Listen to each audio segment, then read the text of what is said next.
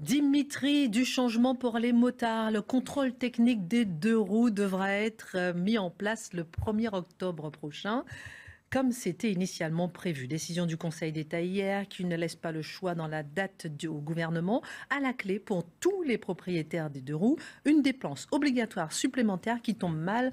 Pourquoi vous souriez, mon cher Dimitri? Ouais, je me dis, je vais faire mon Pierre Chasseret, là, 40 millions de roues. Là. Non, mais c'est vrai, ça tombe quand même mal, une ouais. dépense en pleine inflation. Ah ben ça, vous avez raison.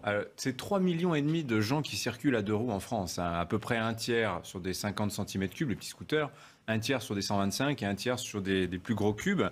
Et ben moi, je peux vous annoncer, là, je ne prends pas beaucoup de risques d'ailleurs, comptez sur les motards pour se faire entendre dans les semaines à venir. Parce que les motards et le contrôle technique, c'est 10 ans de contentieux.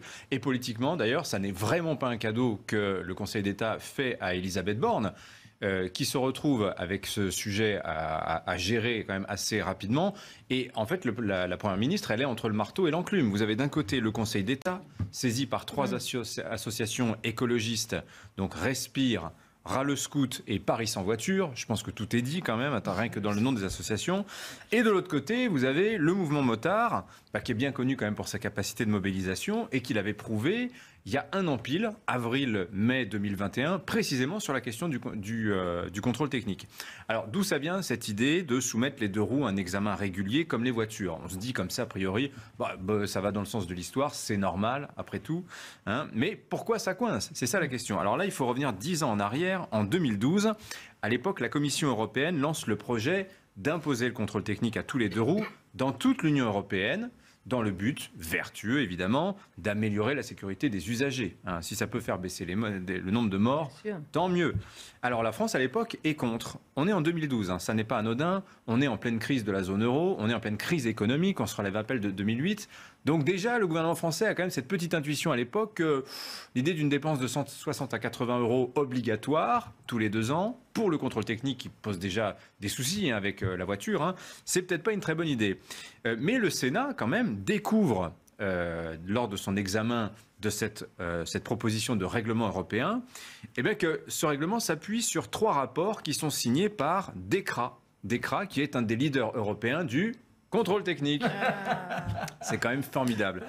Et ces rapports de DECRA, à l'époque, affirment que près d'un accident de moto sur 10, 8% pour être précis, est lié à une défaillance technique de la moto ou du scooter. 1 sur 10, c'est quand même beaucoup. Hein.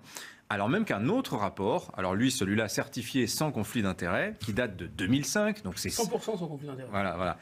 Dit que cet autre rapport, qui s'appelle le rapport MAIDS, M-A-I-D-S, dit que l'accidentalité des deux roues n'est liée à un problème d'entretien du véhicule que dans 0,5% des cas. On passe de 1 sur 10 à 1 sur 200. C'est pas tout à fait la même chose.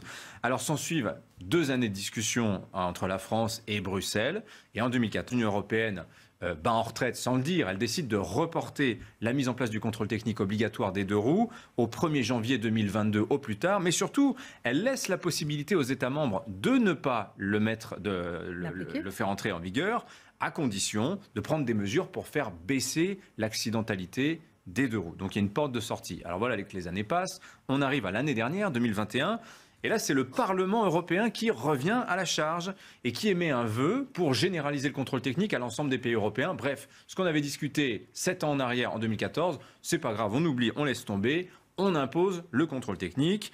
Et là encore, il y a un beau rapport qui vient appuyer le vœu du Parlement européen. Alors, ce rapport, il se base sur les données d'une province espagnole, uniquement sur des 50 cm3, donc des petits scooters, voilà, et qui est encore une fois sponsorisé par DECRA, le leader européen du contrôle technique, mais aussi le Comité international pour l'inspection technique automobile, qui est le lobby du secteur.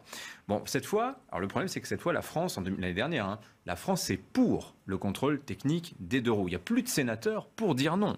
Et là, le mouvement motard se met en colère, mobilisation en avril-mai. Alors le gouvernement, qui est quand même toujours inquiet d'une résurgence du mouvement des Gilets jaunes, se dit peut-être qu'il va falloir faire quelque chose. Et le 9 août 2021, donc il y a moins d'un an, le gouvernement décide par décret de reporter l'introduction du contrôle technique du 1er janvier 2022 à 2023. Et puis un petit peu plus tard, il va dire finalement on suspend. Le gouvernement informe la Commission européenne qu'il va chercher des mesures alternatives. Et c'est ce décret qu'a annulé le Conseil d'État ce matin en disant, non, il va falloir appliquer le contrôle technique comme prévu au 1er octobre 2022. Voilà l'histoire. Alors c'est intéressant de vous voir insister sur le poids du lobby du contrôle technique pour le rendre obligatoire. Bah oui, parce qu'évidemment, vous avez bien compris que c'est le scandale de cette affaire. C'est que toute l'argumentation au nom des vies, au nom de faire baisser la mortalité sur les routes, très bien. Qui peut être contre ? Évidemment. Le problème, c'est quand tout cela s'appuie sur des données qui sont forcément biaisées. Quand les données sont signées de ceux qui ont un intérêt financier à l'affaire. Bah, je veux dire, c'est comme si le lobby du pain au chocolat lançait sur la table, sur la place publique, un rapport prouvant que c'est excellent pour la santé, qu'il faut en manger 3 fois par jour. Vous voyez, c'est du même genre, d'absurdité finalement. Alors même qu'il existe quand même, je vous l'ai dit, oui, ça fait 2 fois que je parle du pain au chocolat en 2 fois. Ouais, C'est un bon exemple. c'est pas vrai que c'est pas bon pour la santé. Monsieur Un Affin, pain au chocolat, c'est 400 calories, en fait, ce que vous voulez. Hein, c'est le bref. comportement alimentaire Bref, qui est voilà. pas bon, pas le produit. pas, Marc Le produit Meudon n'est pas incriminé. Voilà. Et il y a plein de données qui montrent qu'en fait, l'utilité du contrôle technique pour les 2 roues n'est absolument pas justifiée. Le patron de la mutuelle des motards, 265 000 sociétaires, c'est quand même un bel échantillon, hein. Il dit le mois dernier dans la revue Jurisprudence automobile, qui s'occupe précisément de tous les histoires de contentieux juridiques autour de la route. Eh bien, il nous dit, ce monsieur, que la cause technique dans les accidents qu'il rembourse, hein, donc là on est vraiment sur quelque chose de réel, c'est pas de la science, c'est vraiment Là, il n'y a pas du lobby, réel, voilà. c'est moins de 0,5% des cas. On est dans la fourchette du rapport Mace de 2005, vous voyez, ça n'a pas tellement mangé, alors que le parc des 2 roues, lui, a considérablement augmenté. En revanche, la cause infrastructure, c'est quoi la cause infrastructure ? C'est l'état des routes. Eh ben ça, c'est 3% des accidents. Et qui a la charge de l'entretien des routes, sinon la puissance publique ? Alors les autoroutes, évidemment, à part, mais généralement, c'est la puissance publique. Bon, qu'est-ce qu'il faut comprendre ? Ben, c'est que le législateur... Moralité. C'est que le législateur est complice du lobby du contrôle technique dans cette histoire pour l'imposer aux motards sans justification sérieuse. Alors, rien à voir avec la voiture, parce que quand on met en place le contrôle technique voiture en 92, 17% des accidents sont causés par des problèmes techniques et notamment le mauvais entretien. Mais vous voyez que le 2 roues, c'est différent. Et là, on voit que c'est un système. On voit qu'au nom de la sécurité, la loi, la réglementation, qu'elle soit européenne ou nationale, c'est-à-dire transposée dans le droit français, accroît sans cesse le prix de la route. Elle ajoute de l'inflation à l'inflation. C'est une inflation normative, si vous voulez, qui vient s'ajouter à l'inflation d'ordre plus économique. Vous prenez la voiture, année après année, c'est pareil. On ne fait qu'allonger la liste des équipements de sécurité, hein, toujours, obligatoires. Au 1er juillet 2022, par exemple, vous avez une trentaine de dispositifs dans votre voiture qui vont être obligatoires, pour les voitures neuves, hein, je s'entends. Donc le freinage d'urgence, la dérive de trajectoire, le contrôle de la somnolence du conducteur, la caméra de recul, etc. Toutes options qui existent sur des véhicules haut de gamme et qui se payent donc, hein, mais qui seront obligatoires sur les véhicules d'entrée de gamme à compter du 1er juillet 2022. À la sortie, c'est 200, 300 euros minimum de plus par véhicule. Qui pousse derrière, d'après vous ? Alors, ce n'est pas le lobby du contrôle technique, là, c'est le lobby des équipementiers. Vous voyez ? Et ça fonctionne comme ça.